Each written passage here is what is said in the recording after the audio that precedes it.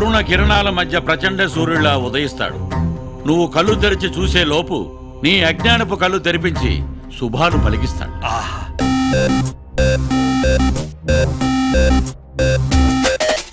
ఎవరేమడిగినా ఇవ్వాలి కదా, అందుకే దేవుడాడు.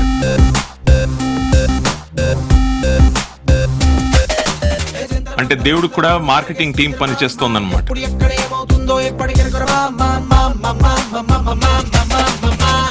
ఈ 50 లక్షలు తీసుకొని నైట్కి నైట్ ఈ స్టేట్ గోడ దుంకి జంప్.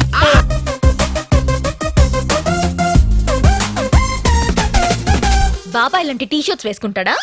టీ షర్ట్లు జొబ్బాలు మనుషులకమ్మా. భగవంతుడు ఏదన్నా వేసుకోవచ్చు, ఎలా అన్నా ఉండొచ్చు. అదిరే దడబుట్టిందే వయసే, గొడవెట్టిందే మతినే, సడగొట్టిందే అసలేమై ఉంటుందే.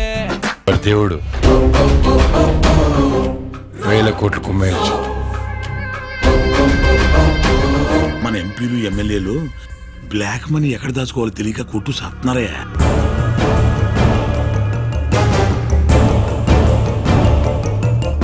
పిచ్చి జనం రా పాపం. ఎప్పుడు వీళ్ళకి ఎవరో వస్తారు ఏదో చేస్తారన్న నిస్సహాయత ఎప్పటికీ పోదు.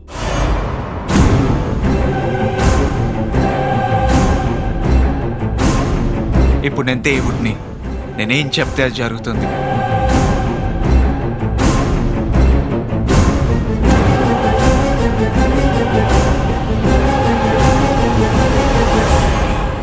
సార్ సార్ సార్ ఏంటి సార్ ఈ అన్యాయం? ఏ పురాణంలో ఉంది సార్ మనిషికి కరెంట్ చౌకిచ్చి చంపేయచ్చని?